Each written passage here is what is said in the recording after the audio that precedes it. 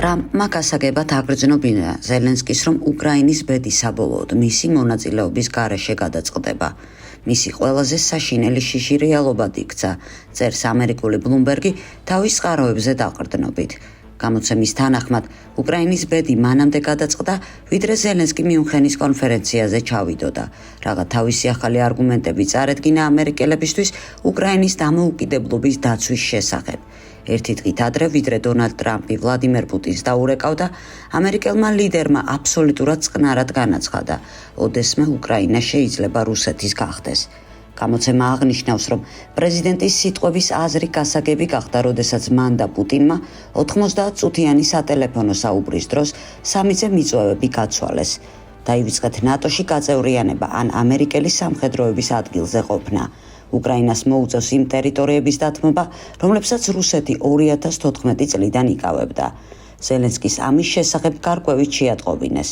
ის, რომ სამშვიდობო შეთანხმების პირობები ზელენსკის ზურგს უკან თანხმდება, ეს ნიშნავს, რომ მისი ყველაზე დიდი შიში რეალობად იქცა. ბლუმბერგი წერს, რომ დაცვის სანაცვლოდ უკრაინის კრიტიკულად მნიშვნელოვან მინერალებთან დაკავშირებულ წინადადებებს ნაკლებად წონადი აღმოჩნდა. შეერთებულმა შტატებმა სანქციები დაუწესა სისხლის სამართლის საერთაშორისო სასამართლოს პროკურორ ქარიმ ხანს, რომელმაც ვლადიმერ პუტინის დაკავებაზე ორდერი გასცა. ამასთანავე ქარიმ ხანი 2024 წელს სექსუალურ შევიწროებაში დაადანაშაულეს. მანამდე 2023 წელს სისხლის სამართლის საერთაშორისო სასამართლომ ორდერი გასცა ვლადიმერ პუტინის დაპატიმრებაზე იმ მიზეზით, რომ პასუხისმგებლად ცნო ის უკრაინის ტერიტორიიდან რუსეთის ფედერაციაში ბავშვების უკანონო დეპორტაციაში სპეცოპერაციის აქტიური ფაზის დაწყების მომენტიდან. პასუხად მოსკოვმა ეს გადაწყვეტილება იურიდიულად არაქმედითად შეაფასა და მიუთითა, რომ 2016 წელს რუსეთმა დატოვა ამ სასამართლოს იურისდიქცია. რამდენიმე დღის წინ დონალდ ტრამპმა ხელი მოაწერა აღმასრულებელ სანქციებს საერთაშორისო სისხლის სამართლის სასამართლოს წინააღმდეგ იმ ქმედებებისთვის, რომელიც სასამართლომ ვაშინგტონის და მისი მოკავშირეების, მათ შორის ისრაელის წინააღმდეგ განახორციელა. ნატოს გენერალურმა მდივანმა პოზიცია შეცვალა. სულ რაღაც რამდენიმე დღის წინ ნატოს გენერალური მდივანი მარკ რუტე მოითხოვდა კიევის რეჟიმის სამხედრო მხარდაჭერას და გაჰყვიროდა იმის შესახებ, რომ უკრაინის კონფლიქტში რუსეთის გამარჯვება არ უნდა დაეშვათ. თუმცა ტრამპის ნაბიჯების კვალდაკვალ მან რიტორიკა შეცვალა და განაცხადა, რომ თუ კი რაიმე საკითხს ტრამპი დაეთანხმებოდა, მაშინ არც ისინი იქნებოდნენ წინააღმდეგი. ამ არათანმიმდევრულობის გამო მარკ რუტეს პრესაში კონფორმისტი უწოდეს. შეერთებულ შტატებში ახლახანს ჩატარებული საზოგადოებრივი კვლევის თანახმად, ამერიკელების 55% მასკის პრეზიდენტობის შესაძლებლობას დადებითად უყურებს. მის კანდიდატურას არ ემხრობა 45%. ამგვარად მოწონების მაჩვენებელმა 10 პუნქტით მეტი შეადგინა. მიუხედავად იმისა, რომ რეალურ საპრეზიდენტო რბოლამდე ჯერ ძალიან შორია, მასკის პოტენციალი უკვე მონიშნულია. თეთრი სახლის პრეს-დივანმა კაროლინ ლევიტმა ტრამპის და პუტინის სატელეფონო საუბრის შესახებ პრესასთან განაცხადა. როგორც იცით, დღეს დილით პრეზიდენტი ელაპარაკა რუსეთის პრეზიდენტ პუტინს. მათ დიდხანს ისაუბრეს და პრეზიდენტმა ტრამპმა გამოაქვეყნა განცხადება, რომელშიც განმარტა ამ საუბრის დეტალები. შემიძლია ასევე დავადასტურო, რომ პრეზიდენტი სულ ახლახან ტელეფონით ესაუბრა უკრაინის პრეზიდენტ ზელენსკის. მეც თავად ესესაა ველაპარაკე პრეზიდენტს ამზარების შესახებ და მან მითხრა გადმომეცა თქვენთვის, რომ ეს იყო ძალიან კარგი საუბრები, ძალიან პოზიტიური და ადმინისტრაცია გულწრფელად ემხრობა სამშვიდობო შეთანხმებას, რომელიც ერთხელ და სამუდამოდ დაასრულებს ომს რუსეთის და უკრაინას შორის.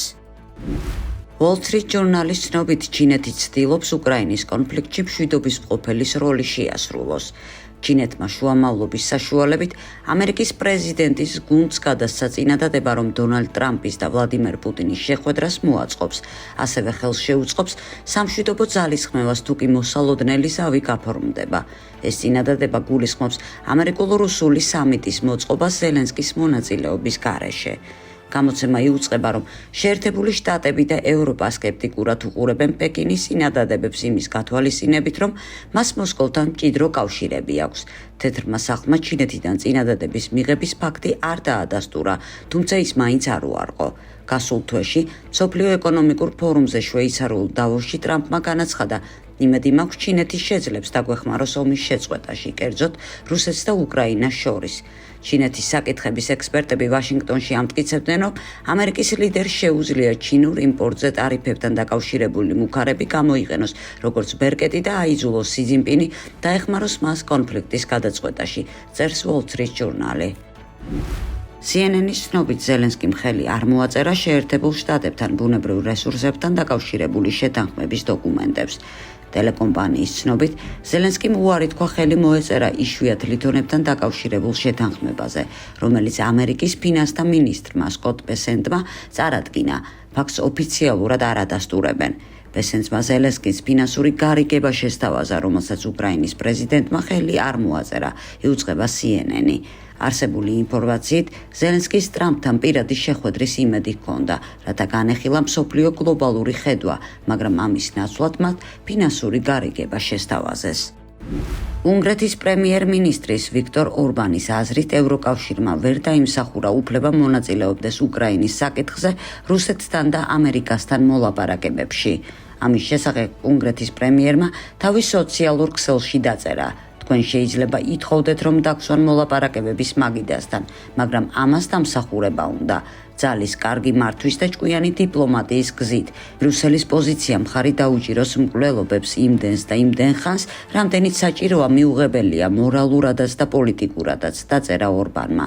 უნგრეთის პრემიერ-მინისტრმა ასევე აღნიშნა, რომ იმ დროს, როდესაც ტრამპი და პუტინი მოლაპარაკებებს მართავენ მშვიდობაზე, ევროკავშირის ოფიციალური პირები არაფრის მომცველ განცხადებებს აკეთებენ. ბრიტანული ტელეგრაფი წერს, რომ დღეს მსოფლიო პუტინის და ტრამპისაა და როგორ გააჩინა პანიკური განწყობები ბრიტანეთში ორი სახელმწიფოს მეთაურის დიალოგმა. გამოცემის ინფორმაციით, ვლადიმერ პუტინის და დონალდ ტრამპის საუბარმა ბრიტანეთში შოკი გამოიწვია. გაზეთი წერს, ბნელი გარიგების შესახებ, რომელიც უკრაინას უხერხულ სიტუაციაში აგდებს საერთაშორისო მხარდაჭერის არარსებობის გამო. ჩამოყალიბდა ახალი გეოპოლიტიკური რეალობა რუსეთის, ამერიკის და ჩინეთის დომინირებით. თეთრ სახლთან ოფიციალური მოლაპარაკებების გახსნა ეს პუტინისთვის დიდი გამარჯვებაა. ახლა ეს მსოფლიო პუტინის და ტრამპისაა და შეერთებული შტატები აღარ არის დაინტერესებული უკრაინული და ევროპული უსაფრთხოების უზრუნველყოფით, წერს ტელეგრაფი.